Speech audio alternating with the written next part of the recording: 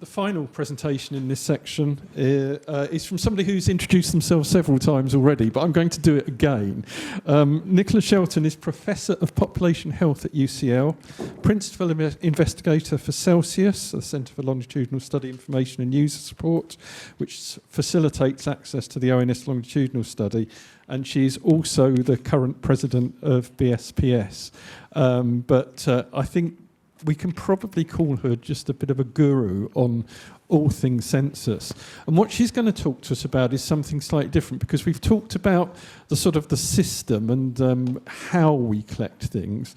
Nicola's going to talk a bit about topics. And we often talk about topics. I struggle sometimes with topics because I get the topic and the question sort of mixed up. You know, so we ask address 1 year ago. We don't ask migration, but you can derive migration from address 1 year ago. But anyway, I'm sure you'll keep me on the straight and narrow. But I'm really looking forward to what you've got to say, Nicola, on the topic needs. Thanks for that lovely introduction. Okay, so what we've got here is Only Connect BBC 2020, an event that happened in 14-15, one that happened in 16-17, one of them that happened in 18-19, and what we were expecting, one that would happen in 2021. And it didn't, because it happened in 2021 and 2022. And it's just to illustrate that what we expect in 2031, it may not be 2031. We don't yet know. Government haven't, as everyone's been saying, yet approved. But, you know, who knows?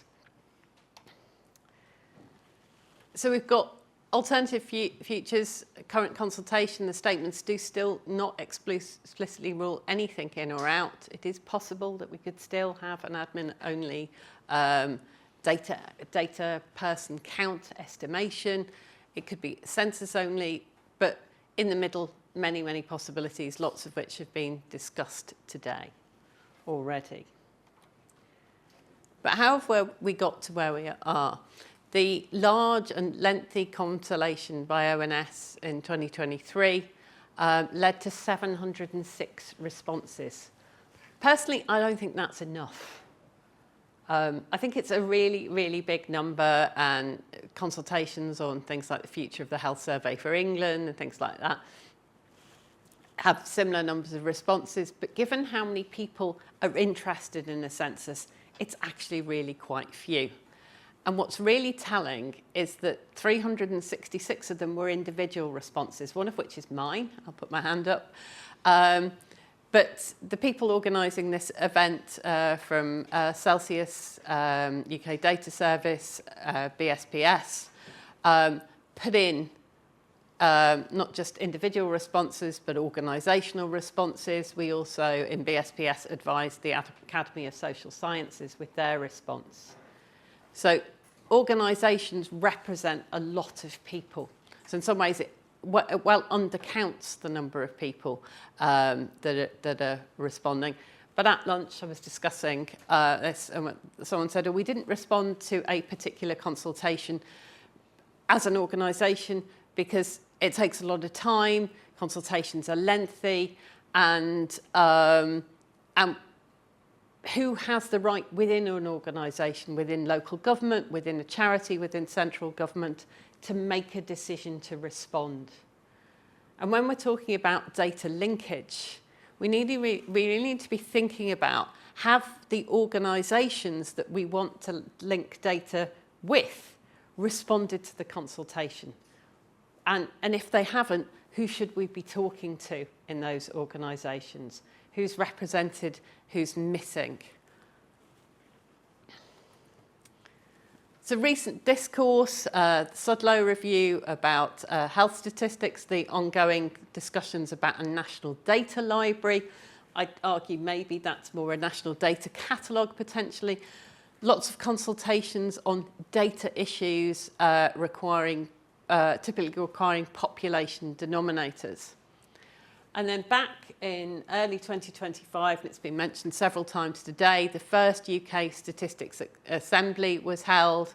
And then following on from that, sorry, I've lost a carriage return there, in May 25, a very short deadline review of the UK Statistics Authority and the Office of National Statistics by the Public Administration Constitutional Affairs Committee, referred to earlier as PACAC. Though we put in a really long and detailed responses from UK Data Service, from Celsius, and from British Society for Population Studies, this was much more challenging. We didn't hear about it. That was the first challenge.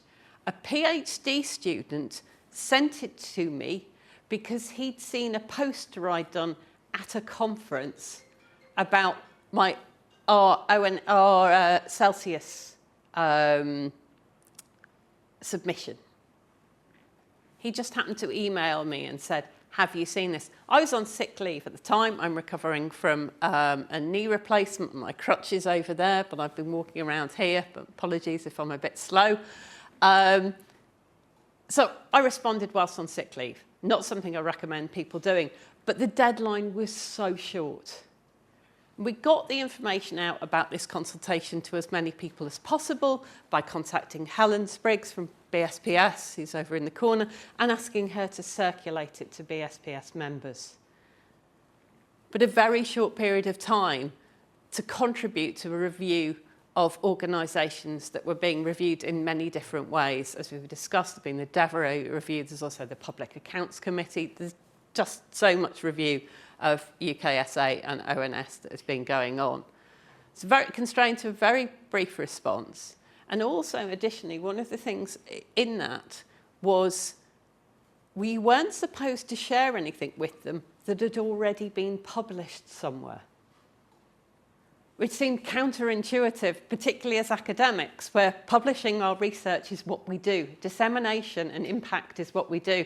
So we had to find a way of tailoring what we'd already said in other fora to demonstrate that we felt that ONS was actually listening about the census, for example.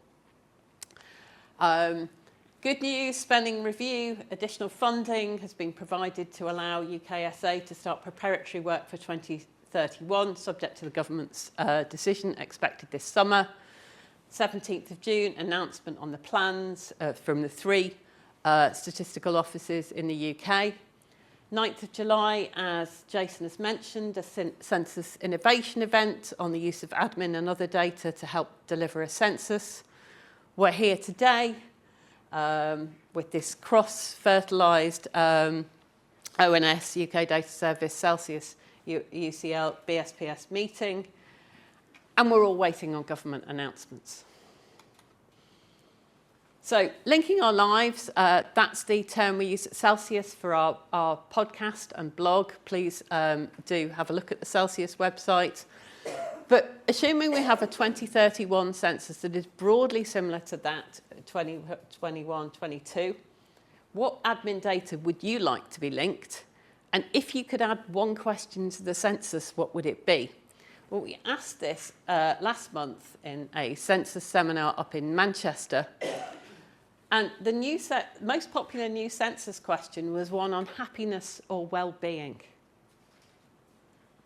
And followed by that, mental and physical health and health behaviours. And in England and Wales, we didn't ask a question about health.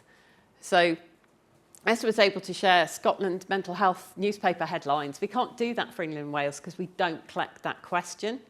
I work in an epidemiology and public health department. I'm probably a bit biased. But I'd like that question to be there in 2031, and so would other people. And I would say happiness and well-being could be built into the same question. Questions about work are important. And then this time capsule, free tech, similar sort of idea that Louisa mentioned that Ireland has adopted, also popular. Interestingly, people have a different order of preference for what admin data they'd like linked, and principally it's income and benefits. People aren't asking for that to be on the census. They're asking that to be linked data.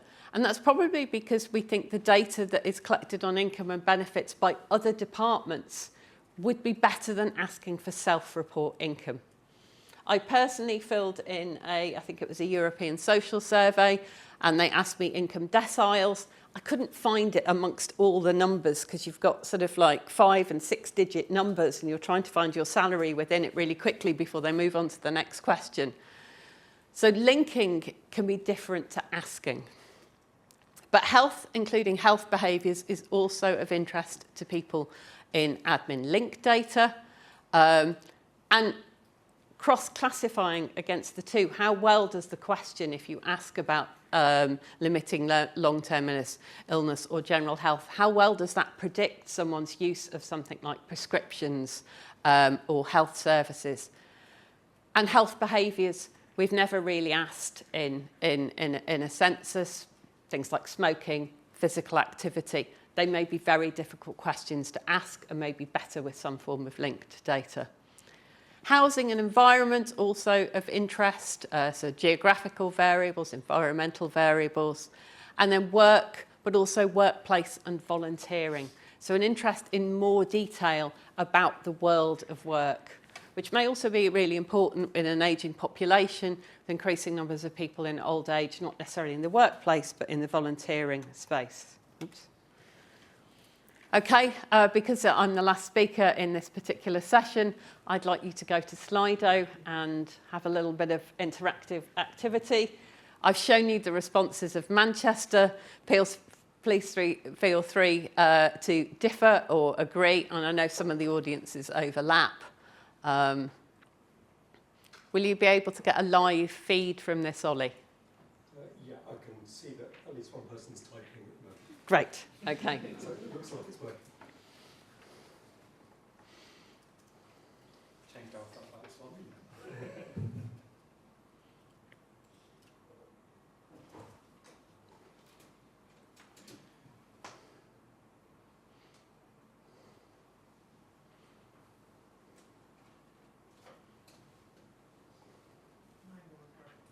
Yeah, so we're getting results coming in. We can summarise them later. Yeah, well, it'd be quite useful. We've got 10 minutes now if you've got any hot topics.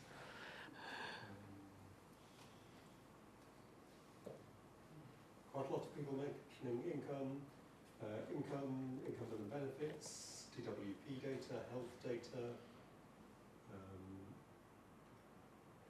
income, housing and education, health, hospital data,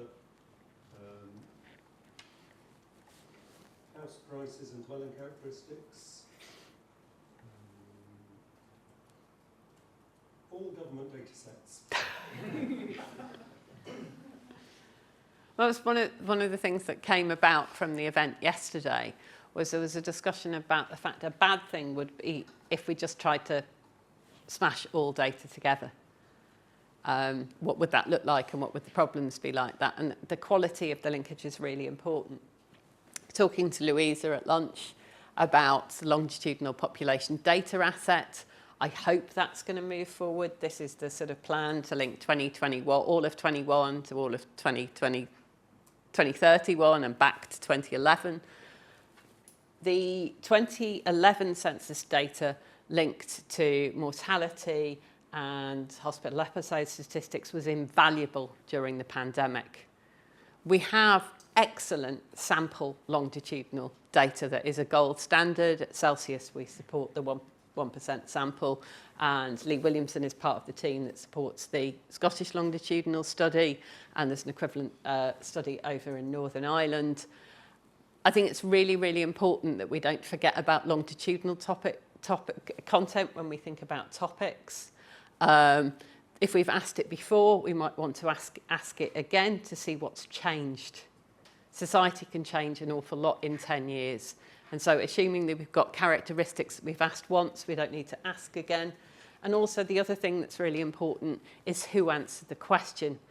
So there's evidence from longitudinal data that people respond differently in their census to their ethnic group.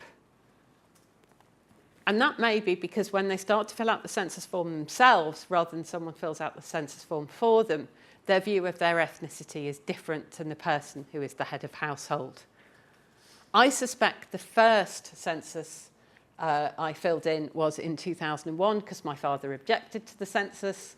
I would have been a baby in 71, not great for filling in censuses. In 81, I wasn't living at home. I was living with my grandmother. In 91, I'm one of those students that literally moved on census date back to my hall of residence.